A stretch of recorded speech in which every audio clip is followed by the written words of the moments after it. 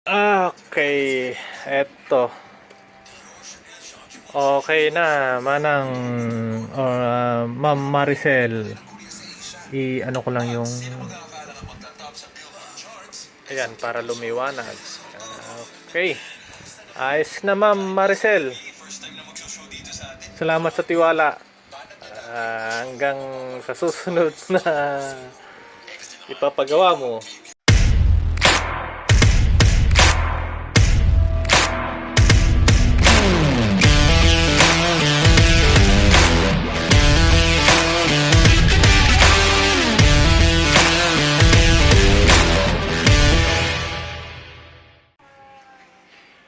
Yes, hello guys. Good morning. Welcome ulit sa aking YouTube channel, Shorted Board GSM. No, meron dito binigay laptop ni Ma'am Maricel. Bigla lang daw ganito. Ipapakita ko mamaya yung status niya, no. So, exact model nito is Lenovo IdeaPad 110. No, meron yata akong video nito kung paano i-reformat, no.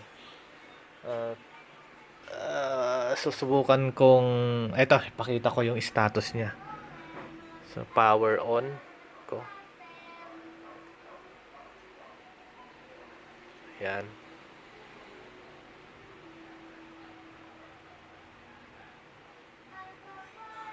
Bigla na lang daw.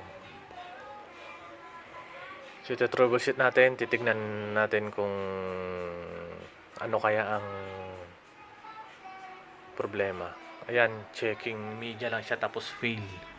Tapos mamamatay. Tapos mag-on ulit yan. Paulit-ulit lang na ganun, no. So, pakita ko dito yung lalabas. Checking media tapos meron siyang fail. Checking media tapos fail. Ayun, lumabas. Mamamatay ulit tapos mag-on ulit. Paulit-ulit lang na ganun, no? So, power off ko na. So, ang unang-unang gagawin dito is tignan muna ipupunta ko sa BIOS setup, no. So, paano pumunta? Meron hole dito. Tusukin lang ito, pinantusok ko. Huwag yung sobrang matulis, dapat flat din yung sa dulo, no. Para hindi masira yung parang pinaka-switch doon sa loob. May butas diyan, ayan, oh. I-push para switch kasi yan, switch. Yan. Tapos antayin para ma-select yung pagpunta sa BIOS setup. Ayan, ayan na. So, BIOS setup. Select natin yan. So, ang gagawin is arrow down ng isang beses para pumunta doon sa BIOS setup. Tapos, enter. Enter. Para pumunta na siya sa BIOS setup. No? So, titignan natin dito yung mga info at mga... So, after enter, ito, lalabas lahat ng info dito. Gaya ng product name, Lenovo IdeaPad 110-14 ISK, BIOS version, ayan, yung serial number, CPU, Core i3 ito. So, at tayo, no, hard disk, ito, hard disk not detected, ayun. Yun pala siguro yung cause, no. So, biglang nagganito daw. So, possible siguro ito medyo nabagsak ng konti. Na-disalign yung lagayan ng hard disk, no, or pwede rin sira yung hard disk mismo. Or yung mas worse pa, not detected, may problema sa board. Hindi niya dinedetect yung hard disk. So, bubuksan ko to, malalaman natin kung pwedeng makuha sa realign. Sana nga ganun para di na tayo maghihirap at hindi malaki yung gastos ni Ma'am Maricel. So, buksan ko na. So, eto na. Bubuksan ko na. Set up ko lang to camera ko. Yan. Tornilyo. Tanggalin ng tornilyo.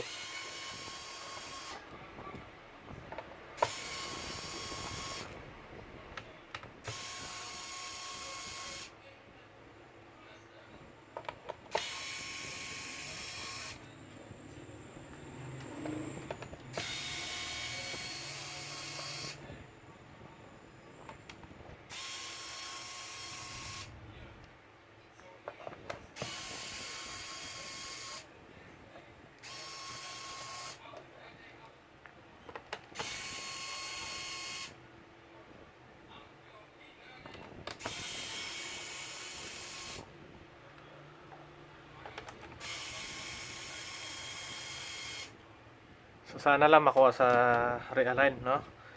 Baka medyo bahagyang nabagsak lang ito. Dahil sabi naman ni Ma'am bigla na lang. Di lang niya siguro namalayan na baka nabagsak ng konti.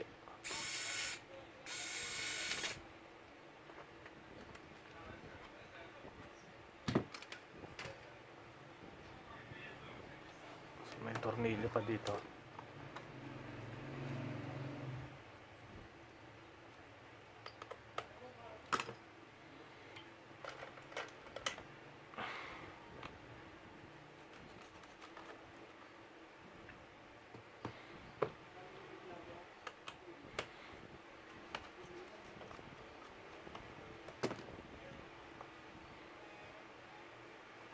Yan. Tapos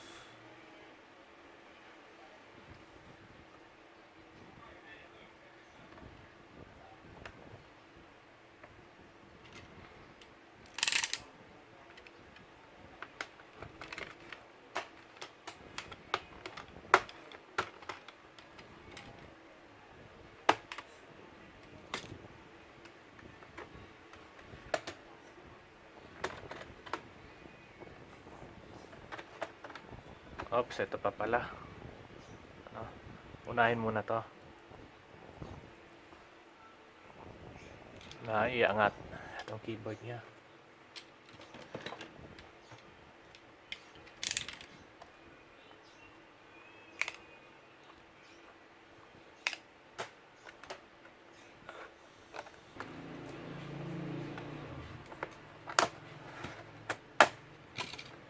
Medyo makalikabok na.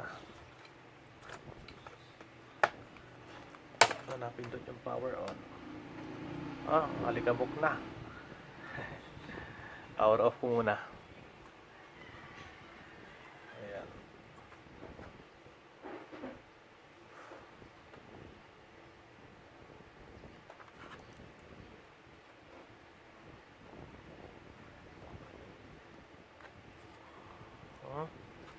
Sobrang alikabok na, oh.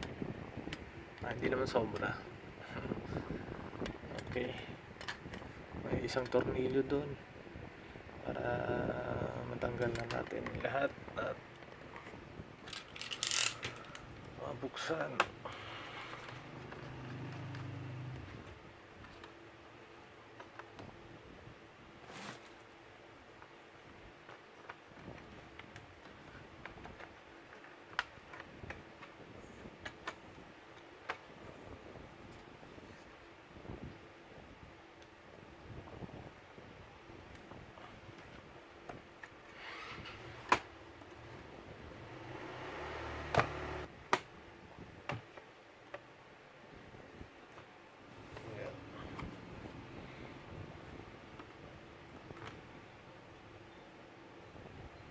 Alikabok.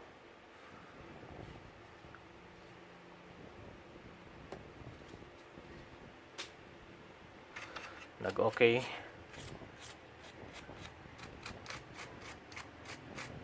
So, Silyado pa, oh. Silyado pa. Meron pang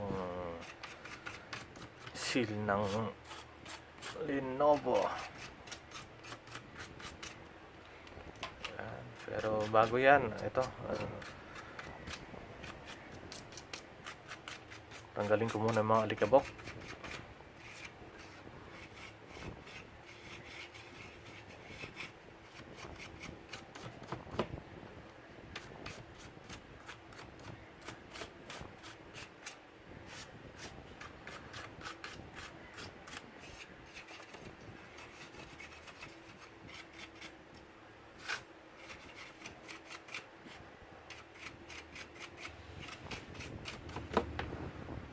Ito.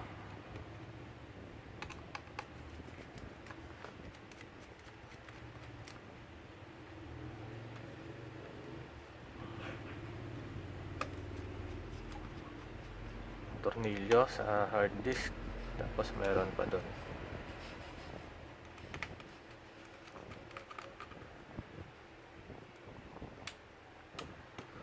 So, pwede pa i-upgrade, oh. May slot pa ng RAM. Kung gusto lang ni ma'am para mas bumilis, pwedeng madagdagan yung RAM. Ito, may RAM slot siya. Alam ko to 4 GB, no? So pag dagdagan ng 4 GB, magiging 8 GB na yan. Ito. Meron pa dito. Hindi ko napansin.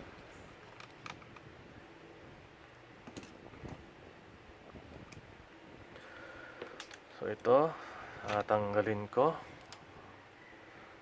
Subukan kong linisan din tong mga pins niya. Kasi baka nandyan yung parang nag-cause ng hard disk not detected.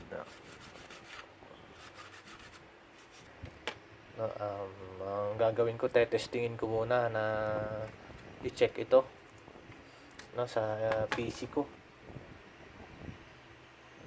Hanapin ko lang yung so ito.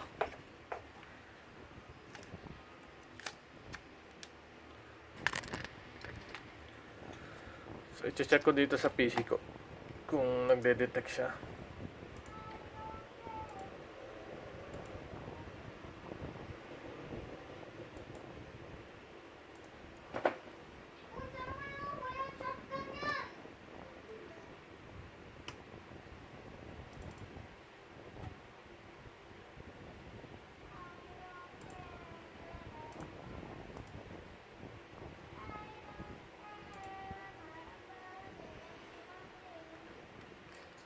So na-check ko na. Mukhang hindi ma-detect, mukhang hard disk ang tama nito. So ito na, susubukan ko na tong isang hard disk. Importante lang naman na mag-detect doon sa BIOS, no. So ilalagay ko.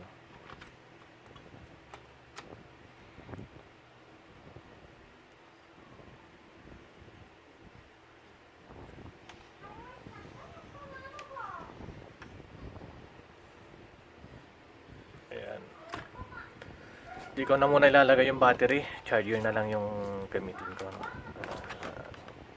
Mabilis yung diagnose. Yan. Malagay ko na, tapos saksak ko tong charger.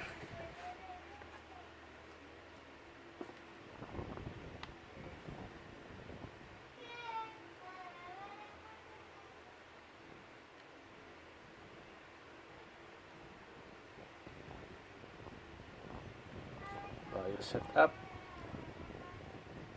Ayun, detected naman, detected. Ayan, oh. Toshiba.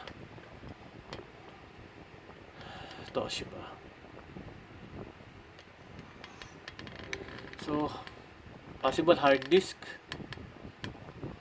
No? Ilalagay ko lang sa So, advisean ko na lang si Ma'am Maricel, palit ng ganito. Mag-SSD na lang para mas mabilis pa. So, SSD.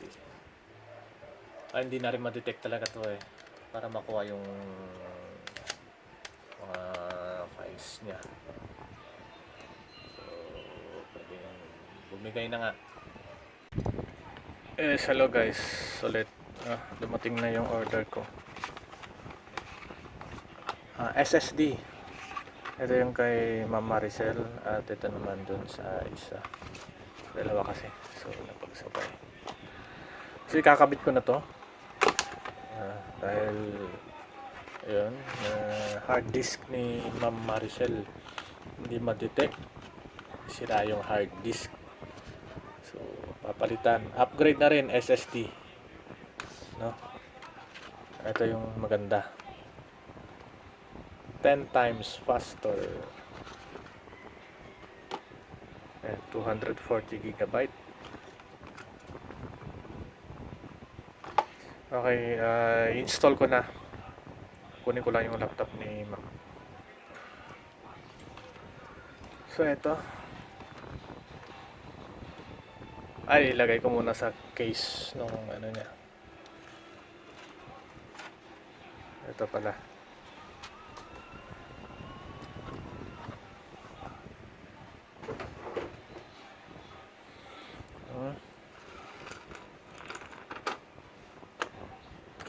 Taas ko lang ng konti itong camera.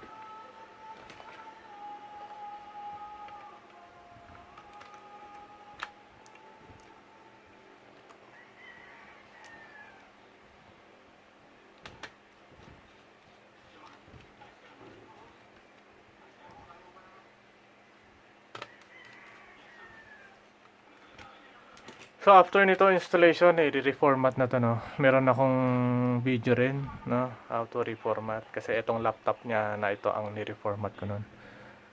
Paki-check na lang yung video ko, no. So ang gagawin ko lang dito is installation, tapos titignan natin kung detected na, no. Wala pang OS kasi itong ano bago. So kunin ko lang tong casing.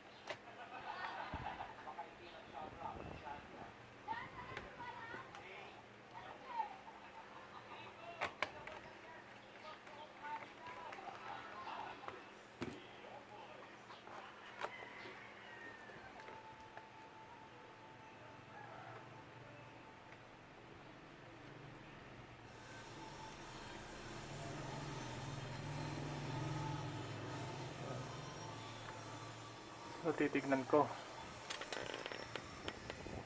kung detected. Ayos setup. Ayun, Kingston.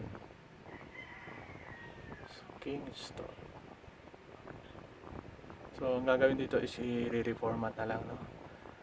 Bali, reformat ko muna. Pakita ko na lang mamaya pag okay na. Okay. Bago ko tuluyang isara, ito ginagawa ko, nililinisan ko. No?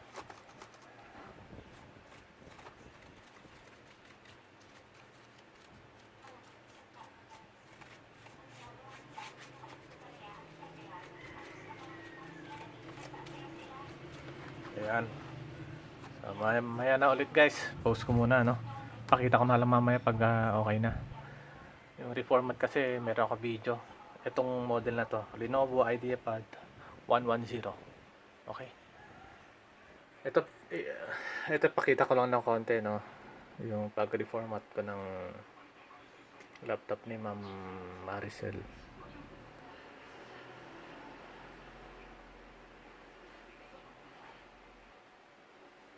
Nalagyan ko ng OS.